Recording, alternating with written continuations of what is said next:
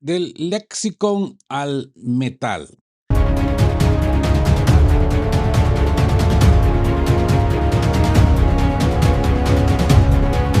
Buen día y bienvenidos a De qué hablan Geo con Rodolfo. La resolución es total en el puente de mando. Bienvenidos a este informe de actualización crítica para hoy, el lunes 11 de mayo del 2026.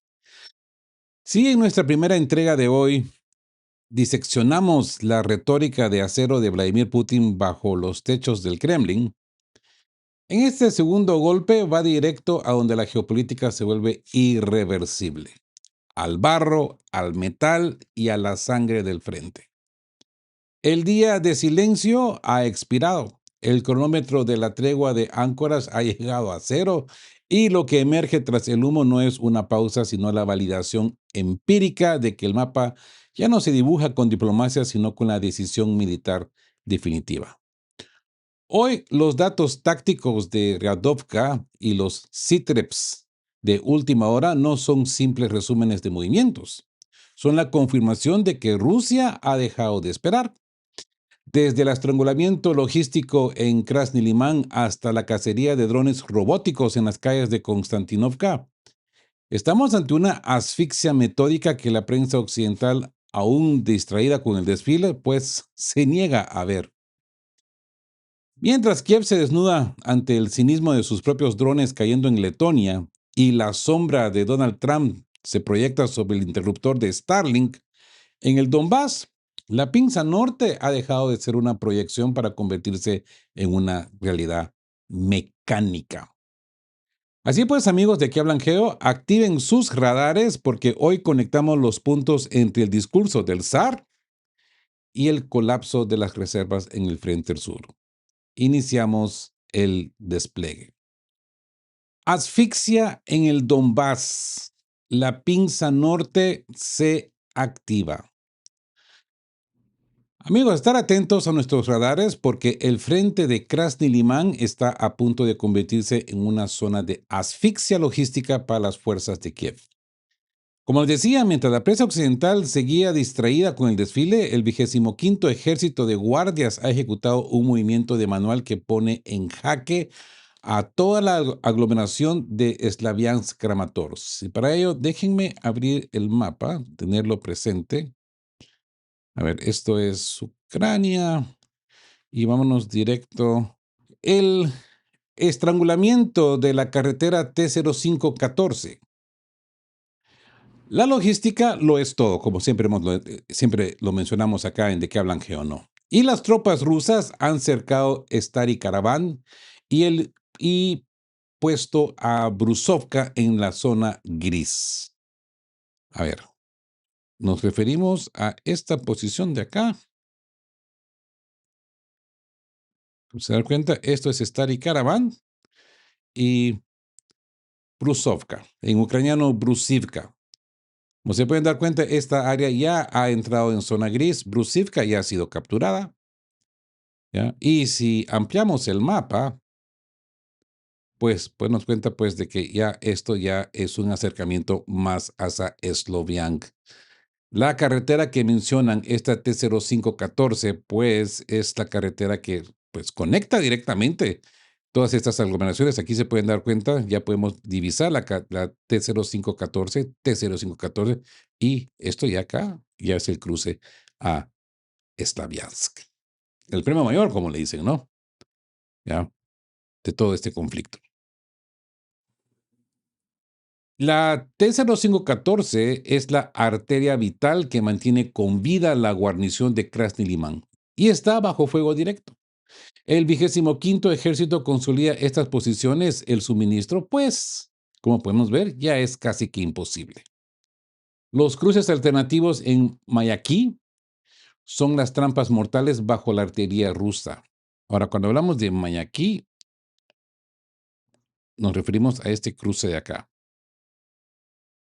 Se dan cuenta, nos encontramos con esta zona de intersecciones varias, ¿no? Pero todo esto ya está bajo la artillería rusa. Cualquier movimiento de aglomeración, de recopilamiento de armamento, de personal, pues cae bajo fuego directo de los rusos. ¿Ok? La pinza norte sobre Slaviansk. Poner atención a este movimiento sísmico. Unidades del 20 Ejército han cruzado el Severodonetsk y combaten en Prisiv y Tatianovka. Para explicar, el Severodonetsk es este río. Este es el Severodonetsk, el río Severodonetsk. Y este es Tatianovka, ¿ya? Y Prisiv, vamos a tener que, es en esta área de acá. ¿Ok? ¿Se da cuenta? Prisiv, todo este sector ya está en zona gris. Y aquí pues ya tenemos una leyenda. A ver, miramos qué dice la leyenda.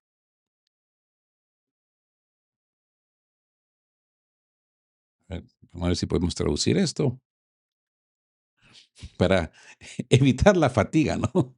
Hacemos uso de la tecnología. Y bueno, y dice, en el transcurso de los ataques de represalia, unidades del grupo de fuerzas Zapad golpearon formaciones de 2 brigadas mecanizadas de las Fuerzas Armadas ucranianas, cerca de Kristiche y Mayaki, República Popular de Donetsk. Mayaki.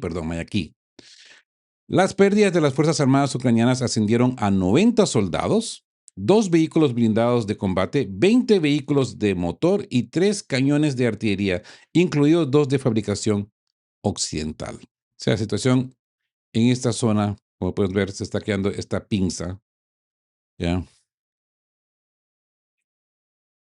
Está candente, ¿sí? Esto no es un avance local, es la formación de la pinza norte. Rusia está diseñando el cerco operativo de la joya de la corona del Donbass, Slaviansk y Kramatorsk. Amigos, la resolución es clara. El avance es metódico, envolvente y letal. Y esto nos lleva al colapso en las reservas. Mientras en Konstantinovka, las unidades rusas de asalto ya han penetrado en los distritos suroccidentales, privando a Ucrania de maniobra en Zaporozhia. El escenario es el desastre para Kiev. El intento desesperado por recuperar Sternogorsk le ha costado a las Fuerzas Armadas de Ucrania una parte masiva de sus reservas estratégicas. Se están quedando sin hombres y sin opciones. Ya más adelante vamos a irnos con el mapa a Zaporozhia. Así pues que si el primer SITREP nos mostraba la pinza norte asfixiando Krasny Liman, este nuevo reporte táctico del frente de Konstantinovka confirma la peor pesadilla para Kiev en el Donbass. Rusia ya ha entrado en la ciudad y está cortando los tendones logísticos de alta tecnología. Cuando me refiero a alta tecnología, nos estamos refiriendo a los robots. Así que entramos a la batalla urbana en Konstantinovka, la casa del dron terrestre. No estamos hablando de los drones que vuelan, sino de estos carritos orugas que transportan y algunos de ellos quizás son incluso kamikazes. Así pues que este asalto al corazón de Donbass ha comenzado y tenemos informes tácticos confirmados desde unidades del 8º Ejército de Guardias que han quebrado las defensas exteriores y han penetrado en los barrios del sur y suroeste de Konstantinovka. A ver, viajemos a Konstantinovka.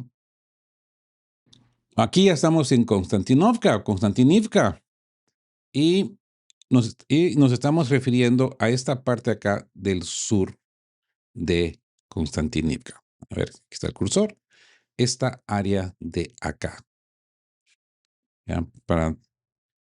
Tendríamos que darle un poco más de acercamiento porque vamos a hablar de esta carretera de acá. Si se dan cuenta, esta carretera de acá, los rusos ya están tomando posesión de esta carretera. ¿Ya? Vamos a hablar de esta aglomeración de acá. Sinceramente, no estoy seguro qué es esto. Ah, A buen ojo se mira como si fueran unos invernaderos. No considero que estos sean viviendas, pero esta es una de las partes que ha sido capturada y mencionada en este reporte. Ya, pues se dan cuenta, si estas son invernaderos, pues acá están las residencias, pues que me imagino administran estos invernaderos que son son grandes en tamaño, ¿no? ¿Ya? Esto ha llevado un avance quirúrgico por el sur. La maniobra rusa ha sido letal en los accesos meridionales. Tras consolidar el control sobre un tercio de Dolgaya Balka y capturar una base militar clave en las inmediaciones, las fuerzas ucranianas han perdido cualquier capacidad de contraataque en la zona. La caída inminente en Dolgaya Balka y Roskosnoye abre la autopista para que las tropas rusas avancen hacia el norte flanqueado de la ciudad. Vamos a expandir el mapa, porque aquí estamos hablando ya más al sur oeste de Konstantinivka. Y nos estamos refiriendo a esta, Dolbaya Balka. ¿Ya? A los rusos, al capturar esta área de acá, pues le han cortado el suministro logístico a los ucranianos.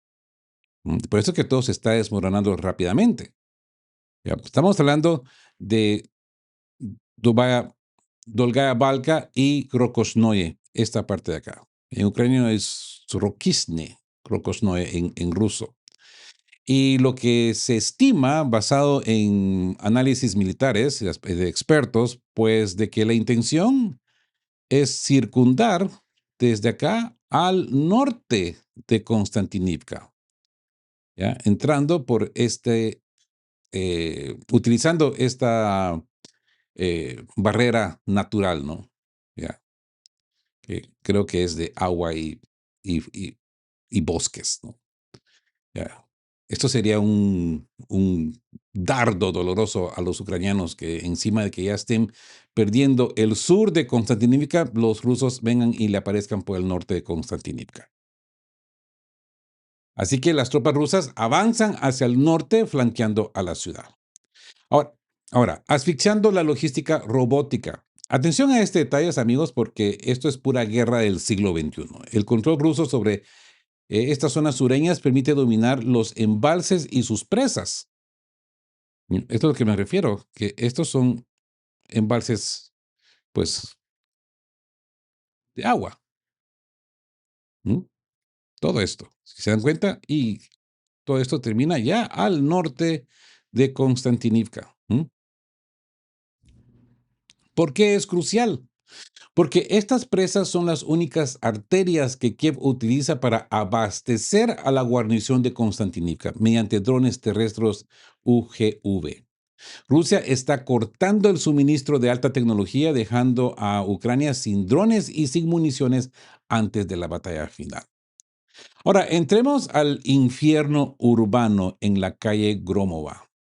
Como les había enseñado anteriormente, la calle Gromova, nos encontramos acá, expandemos, aquí está la calle Gromova. ¿Mm? La guerra ya está dentro. Unidades rusas avanzan desde Ilinivka y el complejo de Perspectiva. Esa aglomeración que les enseñé que de lejos pues parecieran invernaderos, estamos hablando de esto, esta zona de acá. Los rusos se han capturado esto y ahora ya van más para el norte o, o el sur oeste de Konstantinivka, ¿verdad? ¿Ya? Y aquí pues ya entramos a mencionar esta calle de acá. ¿Mm? Y están tomando posiciones en el casco urbano. La guarnición de Kiev se ha atrincherado en los edificios de gran altura a lo largo de la calle Gromovka, y estamos hablando pues de esta calle. Si se dan cuenta, esta calle Gromovka pues tiene estos edificios que podemos ver acá. Estos son edificios de, ah, según mi experiencia, son edificios máximo de 5 a 6 pisos de alto. Quizás estos de acá, que son eh, sean de 7 o 9 pisos y estos de acá de 5 a 6 pisos. Pero esto es una trampa. Al obligar a los defensores de una defensa perimetral estática dentro de los bloques de pisos, el mando ucraniano ha perdido su capacidad de maniobra. Y básicamente pues están atrapados en cajas de hormigón esperando el asalto metódico ruso. Así pues que este reporte sobre la dirección de Sviatogorsk es la pieza que faltaba para entender el zarpazo ruso en el norte del Donbass. Mientras otros analistas miran las líneas estáticas, el 20º Ejército de la Guardia ha ejecutado una maniobra de audacia extrema cruzando el Seversky Donetsk, como lo mencionamos en el inicio de este reporte. Esto no solo es un avance, amigos, es la pinza, es la aviación y la activación mecánica de la pinza norte para capturar Sloviansk. Regresamos a esta parte de Sloviansk y a esto es lo que nos referimos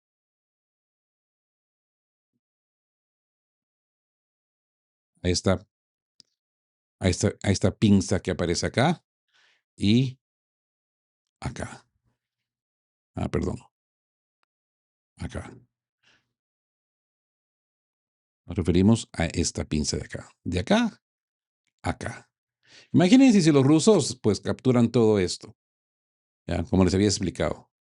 Y esto, pues que esto ya es un acercamiento bien obvio, ya a Sloviansk, capturando esta carretera logística, pues que ya los ucranianos, perdón, pues ya tienen poco acceso, sino que acceso nulo. Ahora, ese cruce del Seversky Donetsk, que es la pinza norte, es real. Así que ajustemos nuestros radares otra vez porque el frente norte, pues como podemos ver, acaba de estallar con esta maniobra que cambia las reglas del juego. Tenemos la confirmación táctica de que el 20º Ejército de Guardias ha cruzado el río Seversky Donetsk, estableciendo cabezas de playa en Tatinovka y Prisiv. La audacia sobre el agua. Al cruzar el río bajo fuego es una de las operaciones militares más complejas y les explico por qué. Porque estamos hablando de cruzar este río de acá.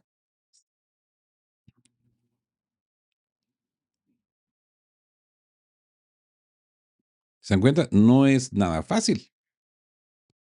¿Mm?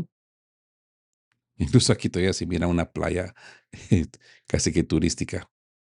Ahora es una zona de fuego, ¿no? No. Esto es el río. Y aquí, pues, como puedes dar cuenta, esto ya los rusos se han cruzado. ¿Ya? Cruzar un río bajo fuego es una operación, como les digo, muy compleja. Las unidades de asalto rusas no solo lo han logrado, sino que ya están combatiendo dentro de los asentamientos. Esto anula por completo el plan de Kiev de establecer cruces alternativos en Sidoro. Rusia ha tomado control del agua y con ello, pues, la iniciativa total. El rescate de Stavropolsk. Atención al valor simbólico y estratégico. El avance sitúa a las tropas rusas solo a 500 metros del monasterio de Sviatogorsk. Como les explicaba, la operación de cruzar el río es compleja, pero ya los rusos se encuentran a 500 metros del monasterio de Sviatogorsk. Al haber capturado ya Tatianivka y poner esta posición en zona gris, ya, como puedes ver, de acá, según se estipula este reporte, de acá para acá, están ya a 500 metros del monasterio de Starogis Cave. Aparentemente que es un monasterio de cuevas. Sería algo muy interesante de visitar algún día, ¿no? Aquí, pues, pueden ver ustedes al monasterio. Por lo menos lo vemos desde el aire, ¿no? Ya. Aquí está la basílica. Así pues que esta maniobra permite desalojar a los ucranianos del gran curva del río y asegurar uno de los baluartes culturales del Donbass. Ya, esperemos que lo logren antes de que los ucranazis lo destruyan y lo queman, ¿no? Además, se ha abierto la carretera de Borogoshinoye, cortando la vía de escape y refugio de la guarnición ucraniana. Reservas inmovilizadas. La inteligencia rusa ha identificado a la tercera brigada de asalto, intentando cubrir el hueco, pero aquí está la clave. Al verse obligados a defender Prisiv y Tatanovka, Kiev ha perdido sus reservas para cualquier otro sector. Están fijados al terreno mientras la pinza norte sobre Slaviansk y Kramatorsk pues comienza a cerrarse de forma inoxidable. Si los frentes del norte y del Donbass muestran una ofensiva rusa metódica, en el sector de Zaporozhia nos cuenta la historia del agotamiento definitivo de las reservas de Kiev. Mientras la propaganda intentaba vender un cerco sobre este Stepnogorsk, la realidad táctica es que se han estrellado contra el muro de la séptima división transportada de la Guardia. Por ahí escuchaba yo no escuchaba, leía en comentarios y alguien me decía, Rodolfo, no hay muchas noticias del frente y aparentemente los ucranianos están tomando territorios en Zaporozhye. Ojo, hace una semana hablamos de esta posición de Stepnogorsk y de los planes de, de los ucranianos de entrar por Primorskoye a Stepnogorsk. Y les dije en su momento que eso se iba a convertir en un pasaje de muerte. Y es exactamente lo que está sucediendo. Así que entremos en detalle a esta parte de- del análisis y para ello expandamos el mapa y así se nos va a hacer más fácil identificar dónde está Zaporozhye y nos dirigimos a Zaporozhye. Okay. Esto es Zaporozhye y estamos hablando de los avances rusos en este sector de acá. ¿Ya? Eh, Ok, esto es Primorskoye, todavía bajo ocupación ucraniana y esto es Stepanovsk. Esta parte que ustedes ven acá en zona gris es lo que supuestamente los ucranianos ya habían poseído. Pero los rusos se han recuperado. Como se dan cuenta, no lograron entrar a Stepnogorsk. Stepnogorsk continúa bajo posesión rusa. A ver, veamos qué nos dice esta leyenda que tenemos por acá. Traducción.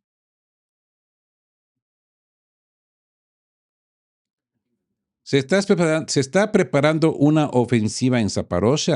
Rusia está moviendo infantería y equipo. Los medios de comunicación ucranianos se están enviando diariamente hasta 40 unidades hacia Verdansk, informan los ucranianos. Esto no se trata de vehículos blindados, sino también de camiones que transportan infantería. Los ucranianos aclaran que las fuerzas se están concentrando en el triángulo Milotopol, Tokmak y Vasilievka.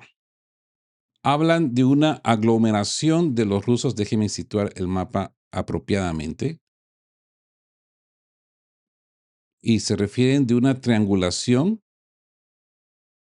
de Stepnogorsk, Tokmak y Vasilievka. Se considera que acá hay una aglomeración de infantería rusa. O sea, como dicen las malas lenguas, así dicen en mi tierra, ¿ya?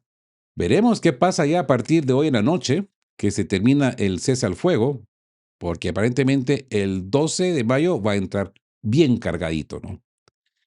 De hecho, estas tropas solamente están entrando y aún así los ucranianos no han podido penetrar.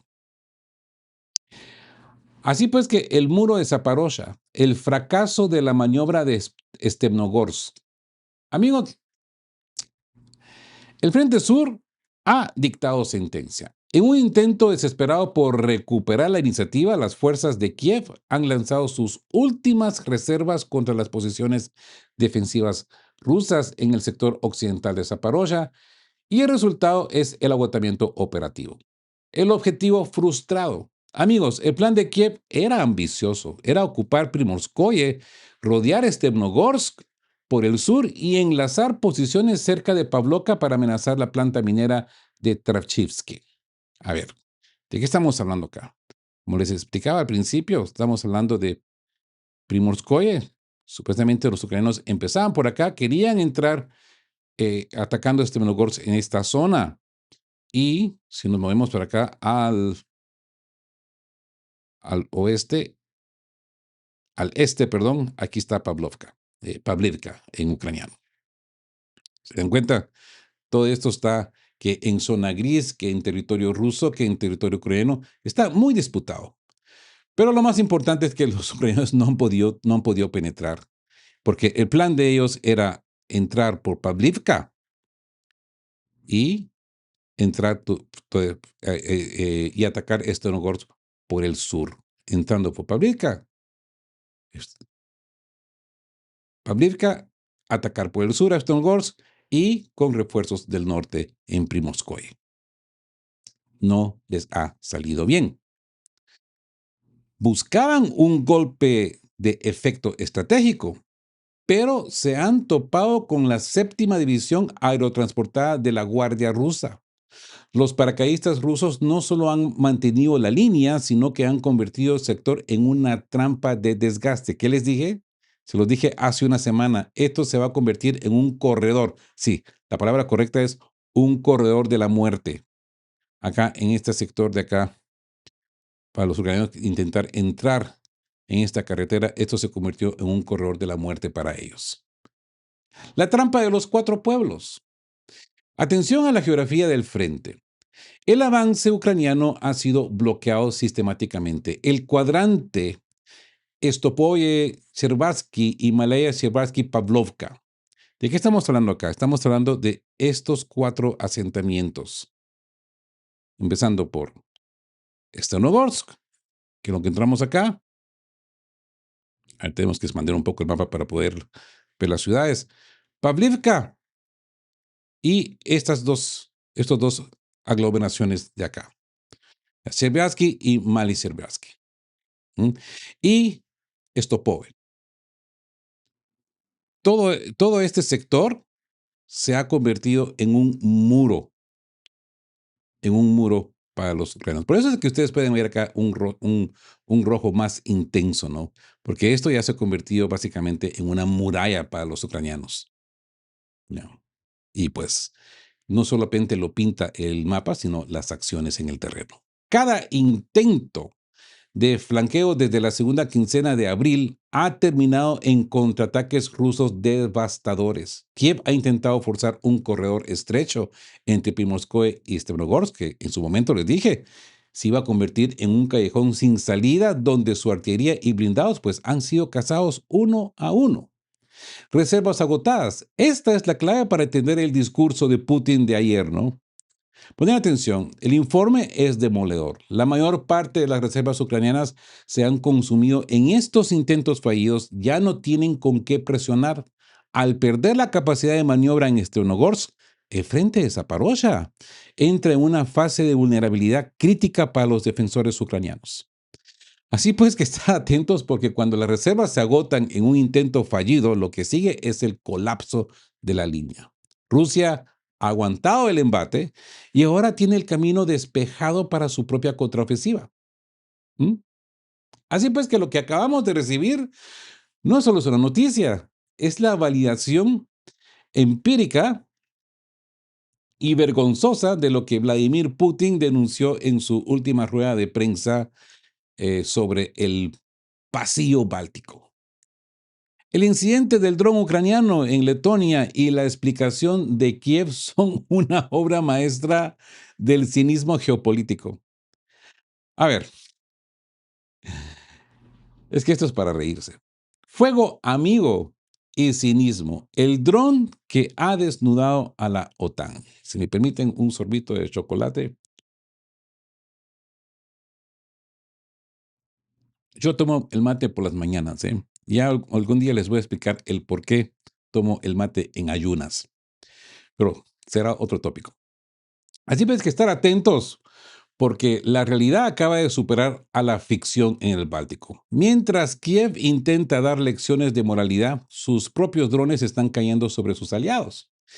Y la explicación que han dado es sencillamente un insulto a la inteligencia. El incidente. Objetivo, Primorsk. Destino, Letonia. Un dron lanzado por Ucrania para atacar el puerto petrolero ruso de Primorsk, una arteria vital de la energía rusa en el Báltico, perdió el rumbo y se estrelló en territorio de Letonia, un país miembro de la OTAN. Si habéis leído bien, un ataque ucraniano terminó golpeando a un aliado firme. La explicación de Sibija. El colmo del cinismo. Atención a la pirueta diplomática de los ministros exteriores ucranianos. Andrés Sibija, tras una investigación oficial express, sin pruebas, por supuesto, ¿no? Al estilo ucraniano, han concluido que la culpa es de la guerra electrónica rusa. Joder. Según Kiev, Rusia desvió el dron hacia Letonia. Qué bandidos los rusos, ¿eh? Es decir, Ucrania lanza un arma sobre espacio aéreo aliado, el arma falla y la culpa es de la defensa del país atacado. Es que es el mundo al revés, amigos. Letonia, el aliado sumiso. Lo más increíble, amigos, es la reacción de Riga. Letonia, en lugar de exigir responsabilidades por la violación de su espacio aéreo y el riesgo para sus ciudadanos, ha aceptado dócilmente la versión de Kiev.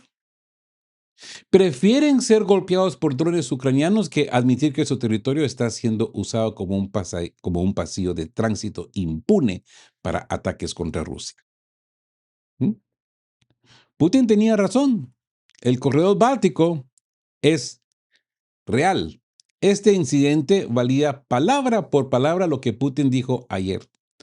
Los cielos bálticos se han convertido en un corredor para drones ensamblados con tecnología de la Unión Europea. Nadie en Europa tiene la intención de derribar estos drones en tránsito, aunque pongan en peligro su propia población. La prioridad no es la seguridad de los letones, sino el éxito del ataque contra los recursos energéticos rusos. No importa cuántos letones se lleven por el aire. Así pues que cuando los drones de tu aliado empiezan a caer en tu jardín y tú pides perdón por ello, has dejado de ser un país soberano para convertirte en un peón sacrificable, ¿no? Digo, solo digo. Ahora, este artículo de estrana.ua, o sea, ucraniano, no es solo una pieza informativa, es la rendición de la narrativa de Kiev ante la cruda realidad del teatro de áncoras. Que un medio ucraniano admita que la supervivencia de Zelensky pende de un hilo controlado por Donald Trump, valida punto por punto nuestro análisis, ¿no? El mapa ya ha cambiado, ya cambió. Solo falta que lo firmen, ¿verdad?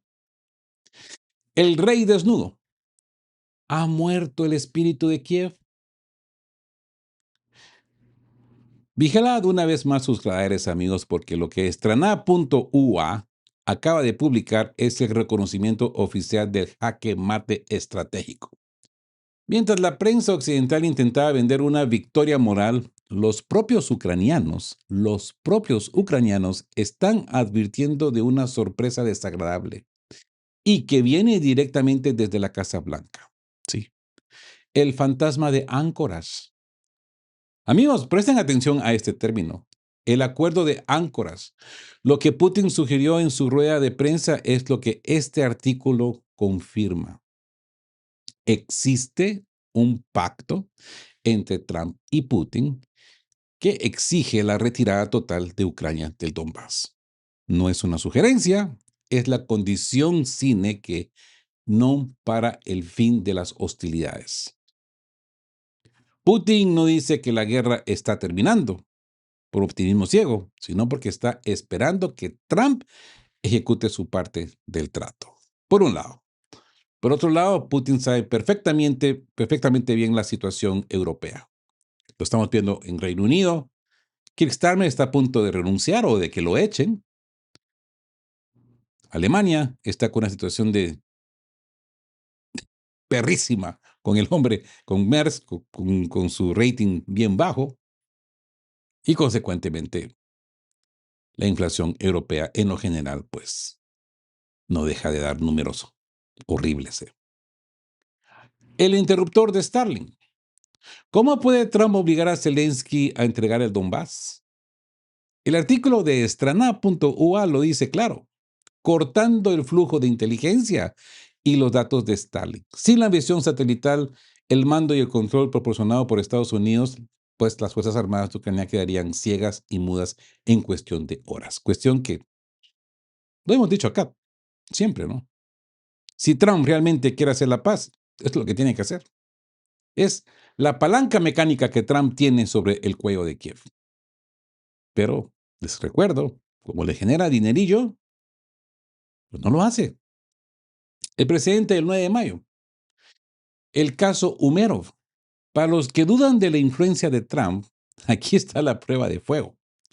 Zelensky no quería el alto al fuego del 9 de mayo, quería fuegos artificiales en la Plaza Roja.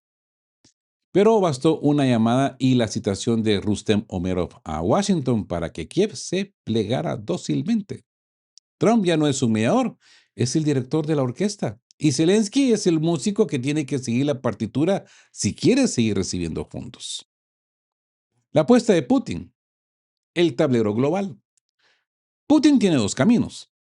Ambos conducen a la victoria. El diplomático. Trump fuerza el cumplimiento de áncoras y el de desgaste.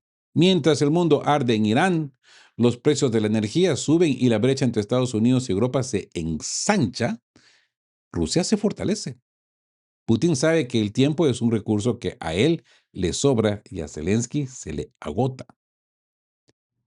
Así pues, amigos, que cuando un medio ucraniano empieza a hablar de medidas coercitivas duras de Estados Unidos contra su propio gobierno, es que el final del guión yo diría que ya se está escribiendo, si no es que ya está escrito. Digo, solo digo, ¿eh?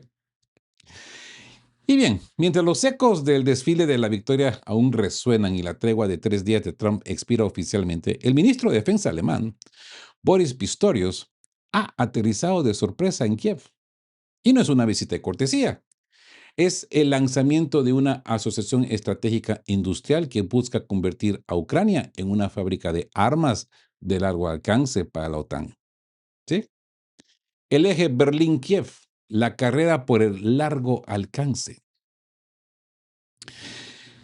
Justo cuando la tregua de 3 días negociada en Áncoras expira, Berlín ha movido ficha.